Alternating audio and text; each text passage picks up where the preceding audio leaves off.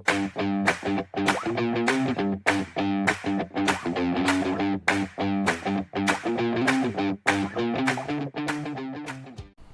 semuanya, ketemu lagi dengan saya. Kali ini ada sesuatu yang saya bawa. Kita mau cek, kita mau unboxing, dan mungkin sedikit mengulas. Bukan review dalam, tapi menarik. Jadi kasusnya, saya mau beli keyboard, tapi budgetnya terbatas. Dan sebenarnya agak gambling sih. Kita beli keyboard di harga yang di bawah 200.000, tapi bisa dapat yang nggak mesti RGB sebetulnya sih, tapi pengen yang minimal ada backlightnya gitu, supaya nggak terlalu mati lah, atau nggak kayak keyboard kantoran banget, karena ini untuk pakai di rumah. Dan menariknya, saya nggak sengaja nemu brand ini, Aula mereknya, dan ternyata ini Aula ini dia ngeluarin generasi terbarunya. Ada beberapa line up. Ini salah satu yang paling entry level, yaitu Aula Wine F2028. Ini kenapa saya bilang menarik? Pertama, dia berani ngasih fitur RGB. Ini RGB ya, bukan sekedar rainbow. Dia RGB, artinya semua bisa full color gitu, semua bisa ganti warna. Yang kedua, dia kasih material stainless atau metal di keyboardnya gitu, di bagian top backplate-nya. Yang mana itu kalau kita beli keyboard katakanlah Logitech K200 aja udah 120.000, itu masih full plastik, nggak ada backlight, nggak ada iluminasi, atau apalagi RGB gitu kan, rainbow apalagi, itu jauh lah gitu. Lalu yang menarik berikutnya, dia kasih fitur semacam ini, ada semacam touch volume gitu. Ini menarik banget. Kalau emang fiturnya benar, itu kita bisa ngatur volume dengan sangat mudah, tinggal diputar. Itu kayaknya asik gitu, nggak perlu jauh-jauh untuk cari logo volume gitu, kita kecilin manual seperti biasanya gitu.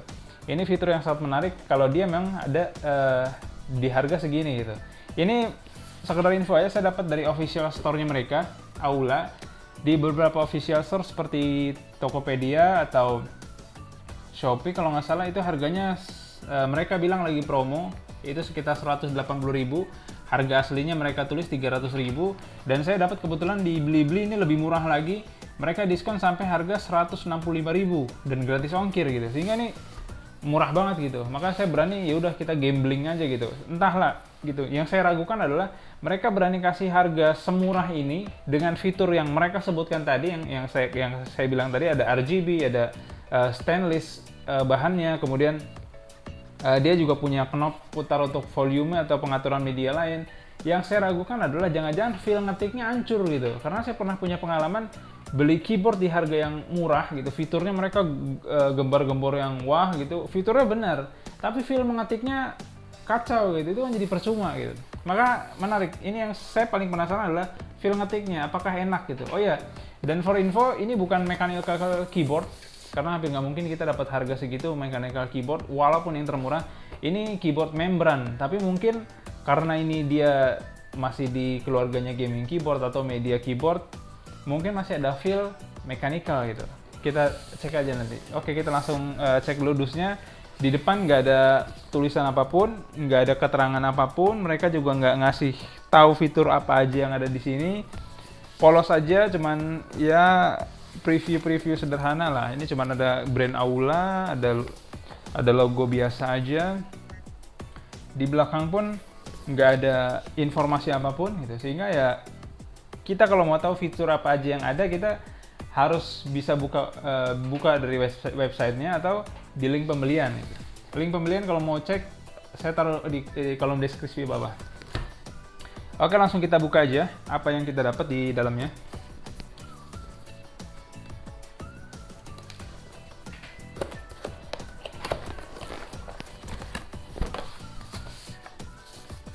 Oke, ini dia. Ya, kita dapat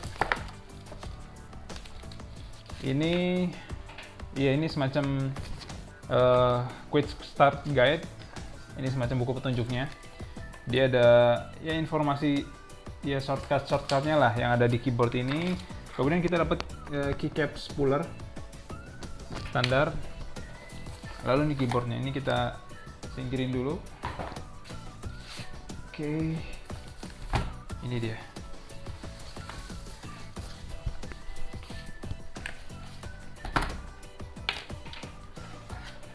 Ya. Ini desain belakangnya polos saja. Desain depannya ini yang warna silver. Sepertinya ada dua warna karena di dusnya itu dia tampilin warna hitam, tapi pilihan ketika beli hanya ada satu warna, itu silver. Tapi overall warna silvernya oke sih, nggak terlalu norak, dia nggak banyak desain aneh-aneh, logo macem-macem, dia simple aja, sederhana gitu kan, casual. Jadi kita yang udah usia di luar ya udah mulai di angka 30-an nggak terlalu malu gitu pakai keyboard yang terlalu rame. Oke, mungkin itu overview singkatnya. Untuk lebih jelasnya langsung lihat aja.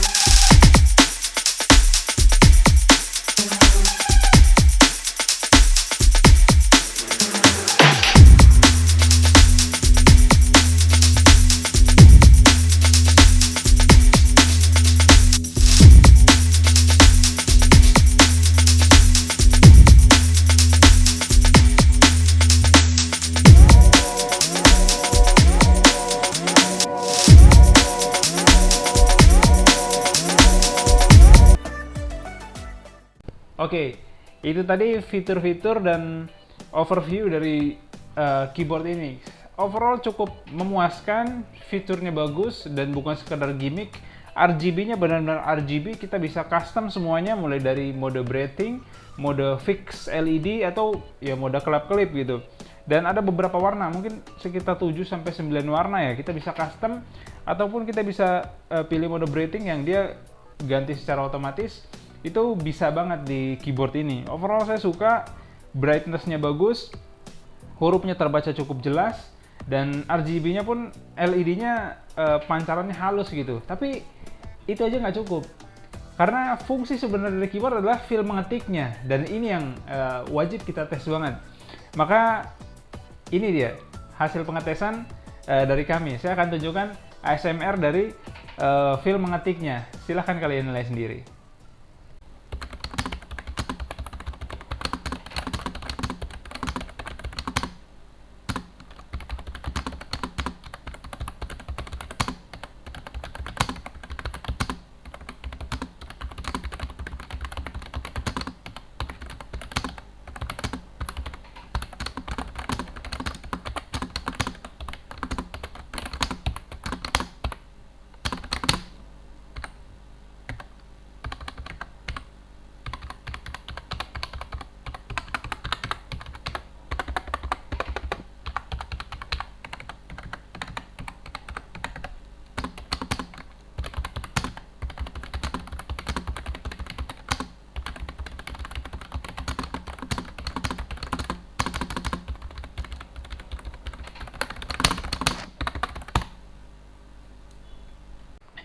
Oke, kita sampai pada satu kesimpulan. Dan ya disclaimer dulu ya, bahwasanya review ini sepenuhnya murni subjektif pendapat saya. Jadi sangat mungkin apabila ada reviewer lain atau mungkin kalian sendiri akan berbeda pendapat gitu. Karena semuanya balik lagi ini berdasarkan subjektif, berdasarkan satu sudut pandang saya aja gitu. Ya tadi setelah saya coba dan kita sama-sama lihat, kalian juga udah dengerin suaranya, kemudian overview tampilannya. Untuk harga segini, tepatnya di bawah 200.000, katakanlah 180.000, menurut saya ini salah satu keyboard yang saya berani untuk merekomendasikan kalian untuk membeli keyboard ini. Dengan syarat kalau kalian memang pertama mempunyai budget yang ketat untuk merakit PC misalnya, PC baru atau mengganti keyboard kalian yang sudah usang gitu kan. Ini layak banget untuk kalian pertimbangkan dibanding brand lain. Alasan yang pertama, saya sudah perhatikan semua dari build quality-nya ini semuanya cukup halus. Hanya saja ada notice di bagian knob multimedianya ini memang finishingnya agak sedikit kasar gitu. Saya kecewanya hanya di situ aja. Sisanya overall sangat oke. Overall perfect untuk harga segini.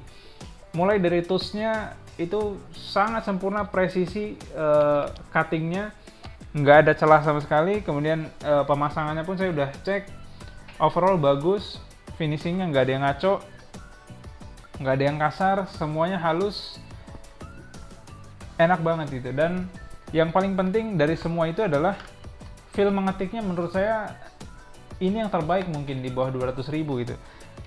Dimana kita biasanya hanya dapat feel yang ya seadanya aja, tapi ya seperti dugaan kita bahwasanya ini keyboard memang sebetulnya lebih ke arah gaming gitu, sehingga dia feel-nya mirip-mirip keyboard mechanical, walaupun sejatinya dia bukan mechanical sama sekali, dia keyboard membran gitu, dan feel-nya cukup enak gitu.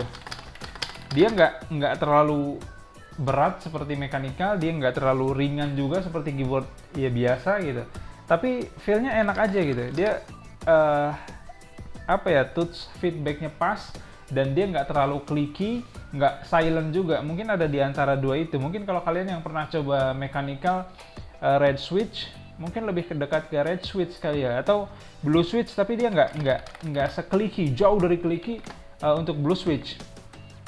So overall ini bisa banget untuk kalian pertimbangkan apabila kalian punya budget yang ketat, kalian mencari sebuah keyboard yang mumpuni untuk bermain gaming, kemudian productivity atau multimedia. Ini bisa banget untuk kalian pertimbangkan, dengan catatan kalian masih dapat di harga di bawah 200.000. Karena kalau dia balik ke harga normal, misal 300.000, kalian akan dapat banyak lagi alternatif selain ini tentunya, yang saya rasa perlu kalian pertimbangkan ulang karena lebih banyak kompetitor di sana gitu. Tapi kalau kalian beli sekarang masih di harga 180.000, mungkin ini salah satu yang akan saya rekomendasikan paling awal.